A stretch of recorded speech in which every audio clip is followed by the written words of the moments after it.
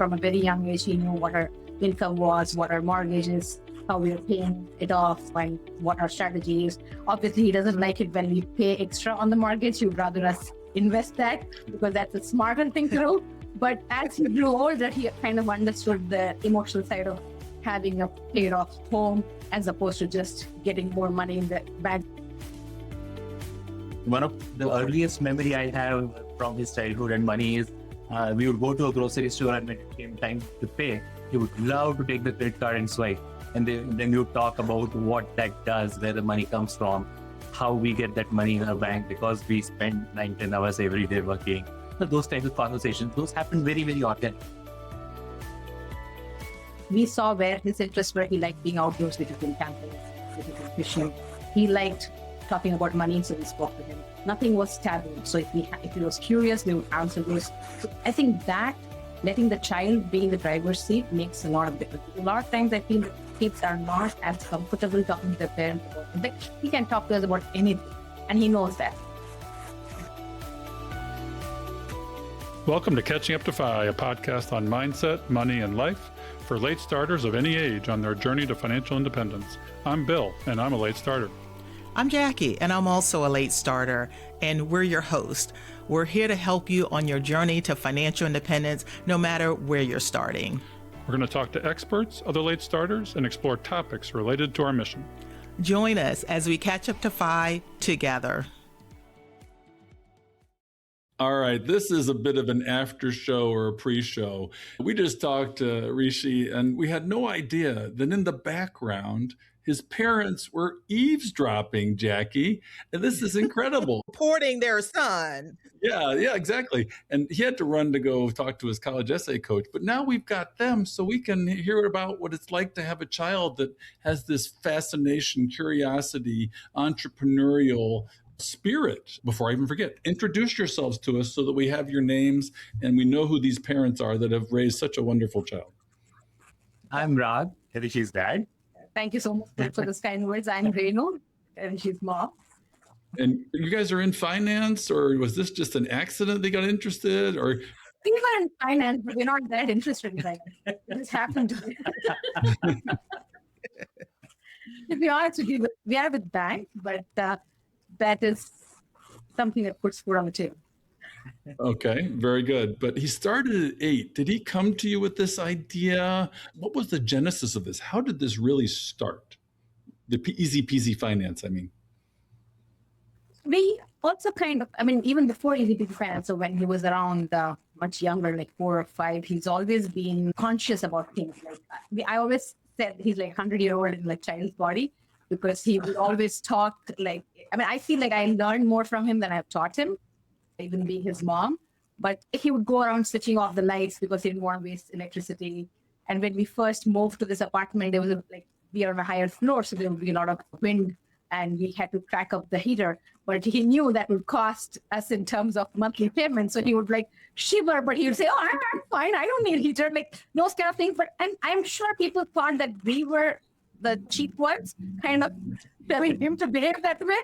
But that's not where it came from. Being an only child, we were more than happy to give him what he wants, to kind of cater to his every whim and fancy. But he generally is low maintenance. He's never asked us for things, and he would always, it's not like he had a sibling to follow or we set any standards. It was just the way he was. Even when we asked him, even now we have Samsung watches. The Watch 9 is coming out. So both of us are getting ours, because a new one, because ours is pretty old. But his is only 3 years old. And he's like, I don't want a new one. It's working Mine is fine. working fine. I don't. So you guys get your new watches. I don't want Watch 9. I'm like, why would a kid say no to a new watch? If parents, I'm giving it to you, right? So that's how long it's been. So I feel like that's, I don't know. It's just something that he was born with. Obviously, we talk about money. Like he said, we never did anything from him from a very young age. He knew what our income was, what our mortgage is, how we are paying it off, and what our strategy is. Obviously, he doesn't like it when we pay extra on the mortgage. He would rather us invest that because that's a smarter thing to do. But as he grew older, he kind of understood the emotional side of having a paid off home as opposed to just getting more money in the bank. So these conversations have been very much a part of our family. but it's not something that we sat him down or something that we taught him ourselves.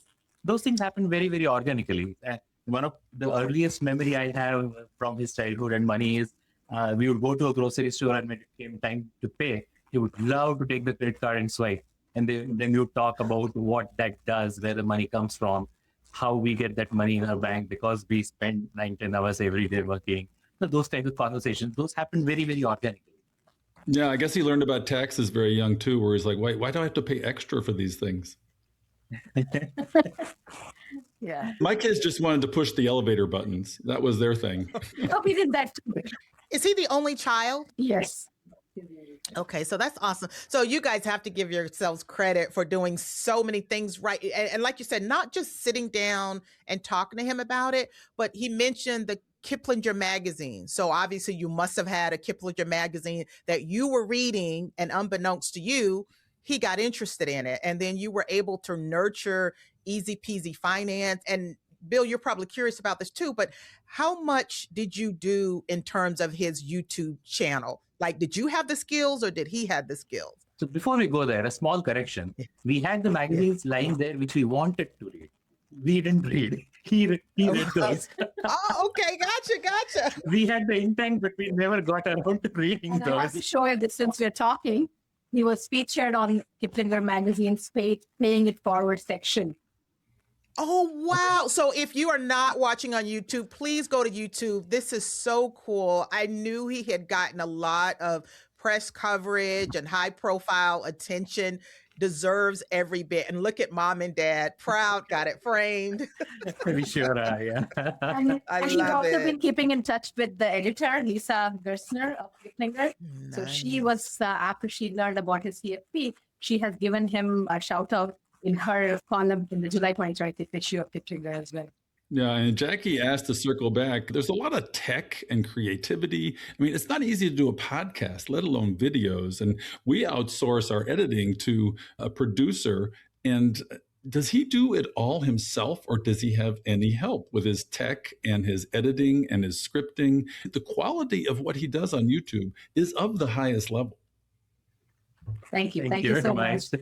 So I think when he started, it was the ideas and the scripts, the basic scripts were his, but we would always review and help him with the fact checking and stuff, because we didn't want him to say something on camera which would not be true or based on his limited research. So that was something that we always diligently did for every video that we put publicly sit together as a family. And it won't be just that us doing independently, it will be all of us together. So if we did correct something or did correct his understanding, he was also there understanding why we did what we did.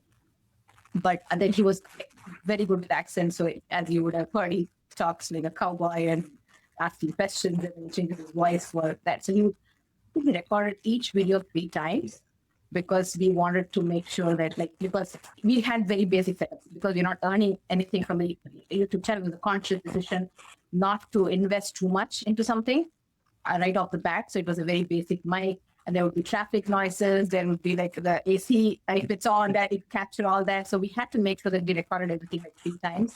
And then we split the editing. So the animation, again, we both are not from the tech background, so we don't have any animation knowledge, but we bought an animation software and learned how to edit it. So we kind of split the animation. So he would do part of it and I would do part of it. The emotions for the characters came from me, and the visuals in the videos came from him. So is one of you Wall Street Willie and the other one is, what was his name, Scooter or something like that? No, so the voices were all Rishi's, but just how the video came together, the movements of the characters were me, and the other pictures and stuff that came in and went and zooming in and doing out, all those things were him.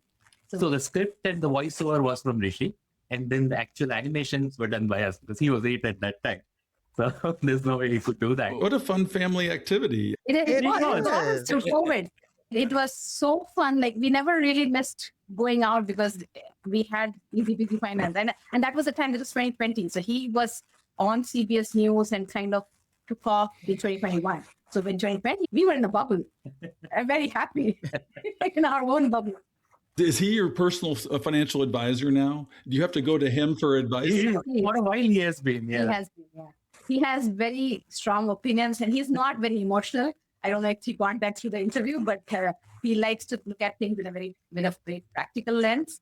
So we have to kind of bring the emotional side of it and say that, well, everything is not just black and white. There are other considerations and stuff like that. But, prime example being paying off mortgage versus investing that money if we have any extra savings. You would always say that investing in the stock market is better, especially because our mortgage is older at a lower rate. So it doesn't make sense to pay it off. And we have to bring the emotional side saying, yes, it looks good on paper and we agree the money would grow way more if we invest it. This gives us peace of mind. So let's split the difference. So invest a little bit and repay a little bit of mortgage. I am fascinated by his really burgeoning interest in behavioral finance and neuroeconomics. That is really prescient and really wonderful that a 16-year-old would be interested in how the brain works and how the brain, we fight against the brain in the mirror, who is our enemy with money. There's a lot of great authors out there that I'm sure he's read or will be reading.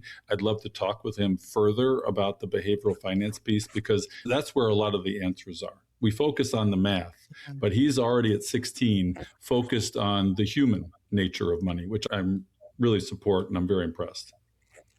And he also likes playing the devil's advocate. And even in regular conversations that we have, he'll always have the different point of view or trying to see why somebody's thinking the way they do. So I think that's where his fascination comes from, in seeing that, oh, the companies are doing this to manipulate our thoughts and this is what they want. So I think... Well, if he ever wants to meet Brad Klontz, who wrote the money scripts, I'm happy to introduce him. Oh, okay. Well, thank you so much. Thank you. Yeah. So I have this question for you guys. I didn't want to really ask it of Rishi, but it did say that he does not accept any sponsorships or anything like that on his channel. What went into the decision of not accepting those type of things, and what were you trying to accomplish by making sure that that was kept at arm's way?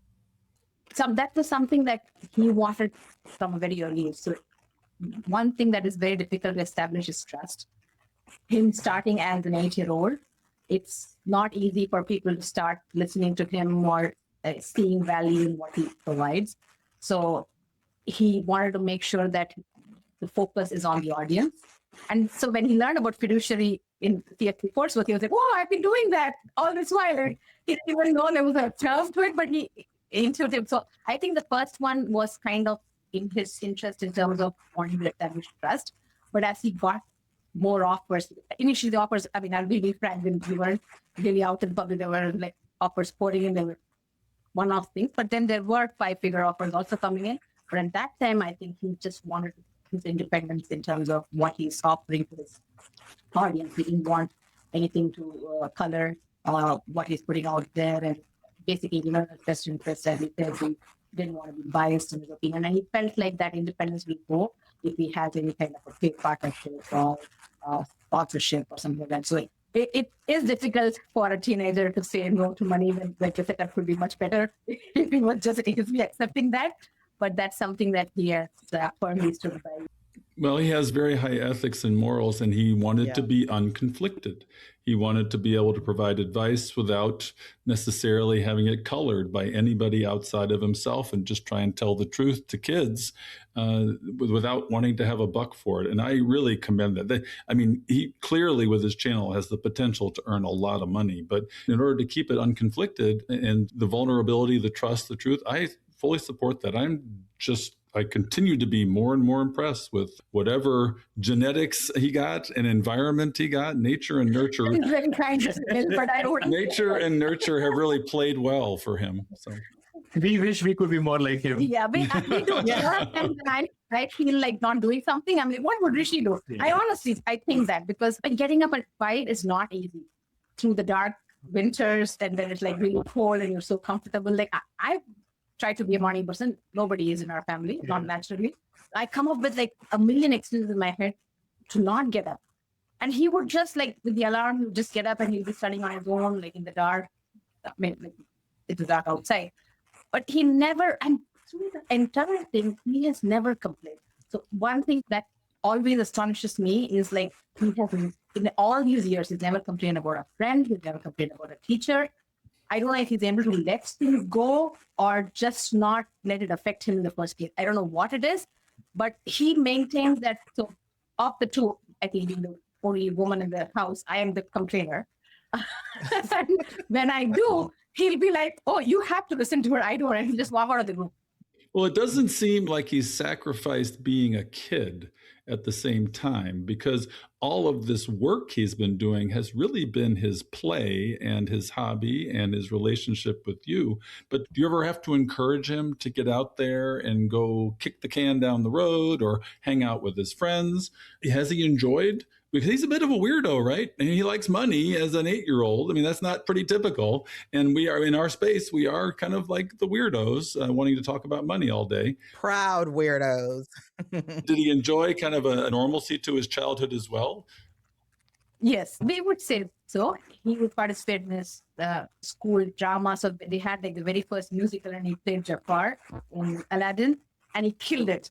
So he, unbelievable, like on stage, he becomes a different person, like just like he transforms into Super Cooper, Wall Street Willie. And that was a side of him that we had no idea he had in him. He would love to be a class clown sometimes. So you would look at him talking to you about like the serious subjects, you would think that that's how he is all the time, but he's not like that. He's goofy. He'll play around here. Even in terms of what he likes to do, he loves being outdoors. He loves fishing.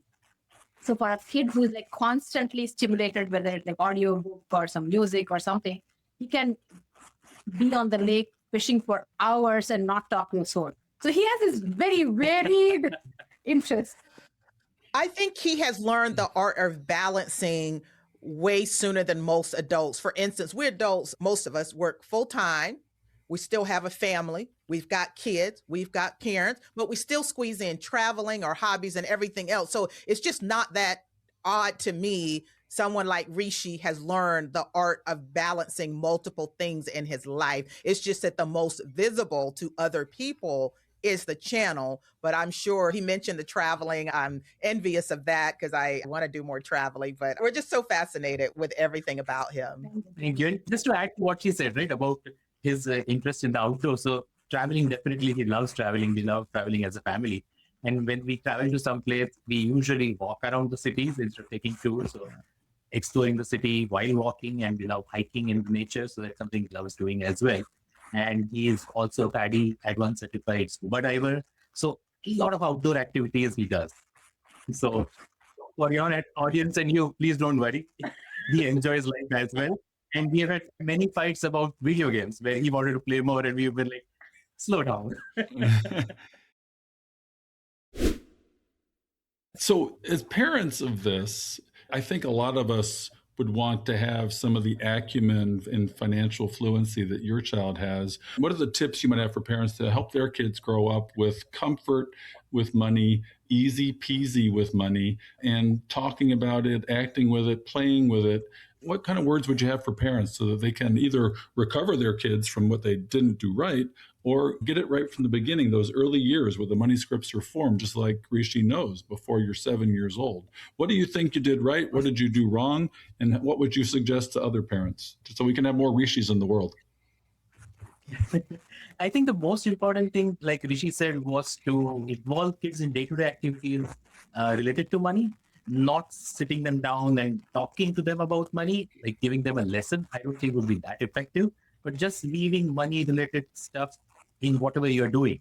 So like I gave examples from Rishi's childhood, right? So if you're at a store, just explain how you're paying, or withdrawing money from an ATM, tell them where it's coming from, like a bank account, and where does money in the bank account come from. That's because we work. So those kind of things while doing those activities instead of sitting down for an hour and talking about 10 different things. I think that would make a big difference. And we also let him be in the driver's seat. I think that is important. Instead of, I mean, I've seen a lot of parents do that, especially in the South Asian community. We feel like there's a lot that everybody has to do, and there's a lot of peer pressure. Kids have to do like 50 different classes and all that. So we never did that with Rishi. We were outliers at that time. We didn't know what it's going to turn out to be, but we just followed our guts. So we saw where his interests were. He liked being outdoors, which was in camping, which was in fishing. He liked talking about money, so we spoke to him. Nothing was taboo. So if he was curious, we would answer those. So I think that letting the child be in the driver's seat makes a lot of difference. A lot of times I feel that kids are not as comfortable talking to their parents about it. He can talk to us about anything, and he knows that. that I think it kind of sets the tone for any agent. It doesn't have to be finance. It could be anything that it thrives in. But if parents dump like 20 different classes on the kid has no time to find out what they're interested in. I completely agree with you because I tended to be lecture daddy. And as you said, sitting him down and talk to him for an hour about 10 things doesn't get there. But at the time you're doing something, talking to him about is fantastic. I'm now a proud recovering late starter dad where my kids kind of, led a pretty charmed life and didn't have to worry about it. We didn't necessarily talk about it, but now we are, and they're like tired of hearing about it from me. So, one of the things we've done is hook them up with our financial advisor. And my son just made his first appointment, and he's going to talk his numbers, and I don't have to hear about it in an unemotional fashion. And he'll get some mentorship and education from our advisor. So we're using that as one method of recovery. My other son just came to me and said, okay, Dad, I now want to invest in my 401k. How do I read this document? And I thought about Jackie and her cleaning up a messy 401k. I was so proud that he asked. For our kids to come to us and ask for help and not just try and bumble through, or even worse, not doing it at all. Like, I see all these kids that I work with in their teens and 20s not even knowing how to log into their 401k. They haven't done it. They don't know what's going on behind the curtain. And then if they do, they don't know how to read these complex documents where there's a bunch of mess in there that you do have to clean up. And Jackie's all about making it easy peasy too.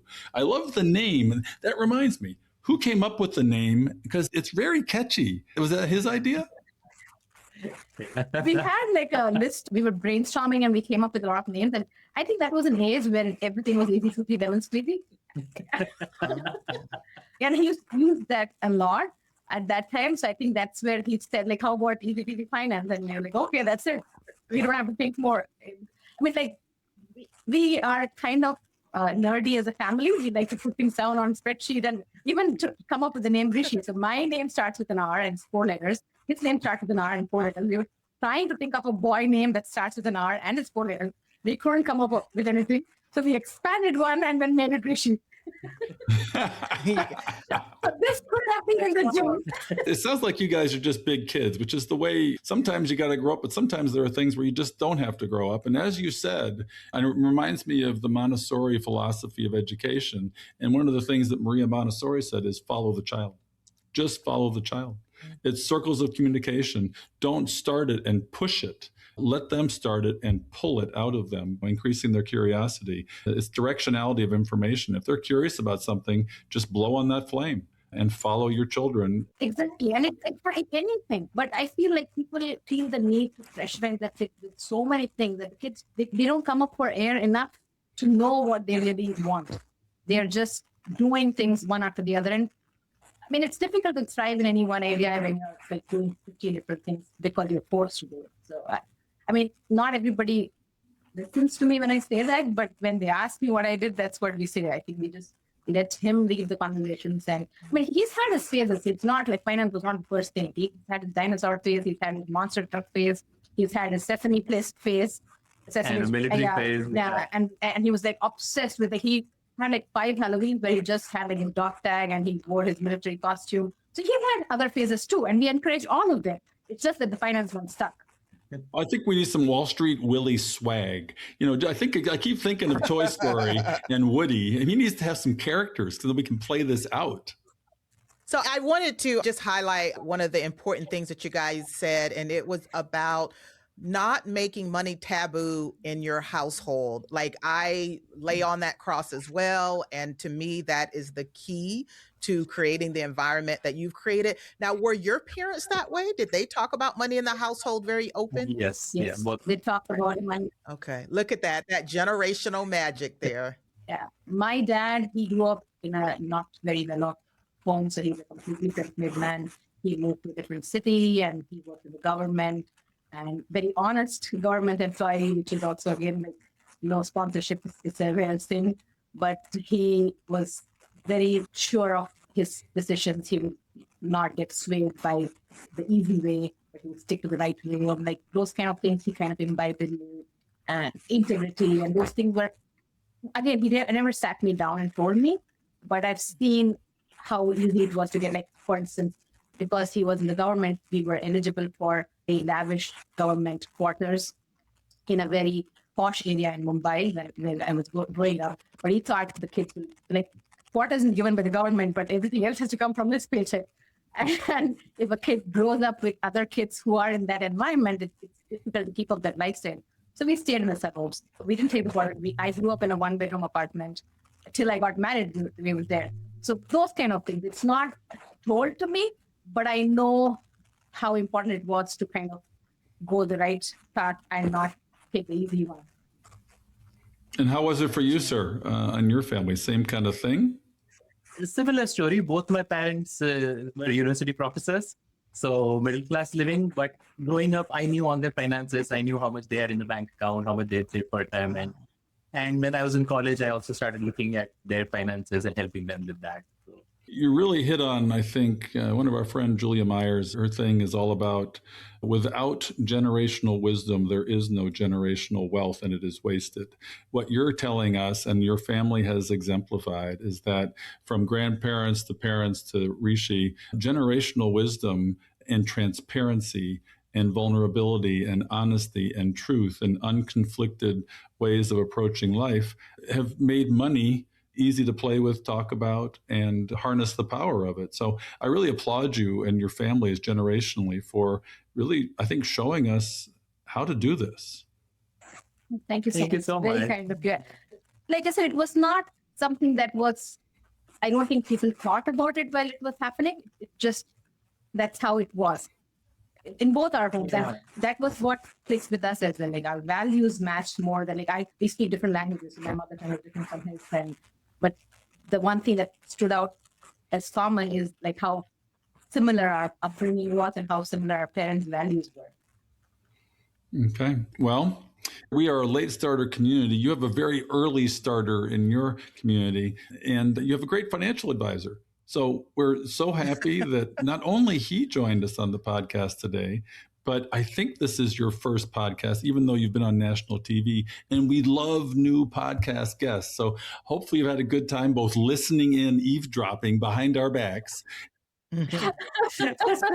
It's really been fun bringing you front and center in front of the cameras too. just for the record, since you're saying this to your audience, just for the record, we did announce ourselves to Jackie before she started recording. We were behind the scenes. Yeah, Bill was taking care of his mom in North Carolina, which I honor you for that. So we did chat just a little bit before Bill came on, but it was truly an honor to hear directly from your mouth and from your perspective on how Rishi became who he became, because as young as he started, the influence of the parents has so much to do with where he is today. So this has been wonderful. We honor you, and we are so impressed with what Rishi has done and what you have done as parents. I want to do a little series here, and I want to check in with Rishi every year, actually, and see what's next with Rishi. Honestly, it'll be a fascinating life to follow. So I appreciate you sharing him with us and with the world, actually, in Easy Peasy Finance. Jackie, why don't you close us out here today? Yeah, let's go ahead and close this part out. This was such a special extra bonus with Rishi's parents. For our late starters, always remember, it's never too late to start. It's better late than never. And it's always the right time to catch up to Fi. So, Bill, as you know, we cannot do this show without our amazing staff and the people that help us put this on. And our editor is Fritz Brazard. We love them and they keep us going. Yeah, Jackie, I mean, this show wouldn't have the quality it has without our folks, our peeps. And we'd also like to give you a few calls to action for the show. We love our community and we hope you love us back. If you would like to support the show and our mission to help late starters, you can do that at Buy Me a Coffee, which is a platform that allows you to make a donation. The link is in the show notes and on the website. Check out the show notes for resources mentioned in today's show. Also, head on over to our website at catchinguptofi.com and check out our vetted resources, partners, and affiliates for discounts and their services, because we love sharing great deals. Please share the show with others and head on over to our Facebook community to help us grow. If you prefer video, head on over to YouTube and watch the show there. We hope you've enjoyed this episode of Catching Up to Fi. We would appreciate it if you could also leave us a 5-star review to help our message reach others. And while we are financial educators that love to teach, remember that our content is for general education and information purposes only. We are not providing financial, legal, or tax advice. Always do your own research or consult a professional before making important decisions. So, Jackie, we'll see our audience next time on Catching Up to 5. Cheers.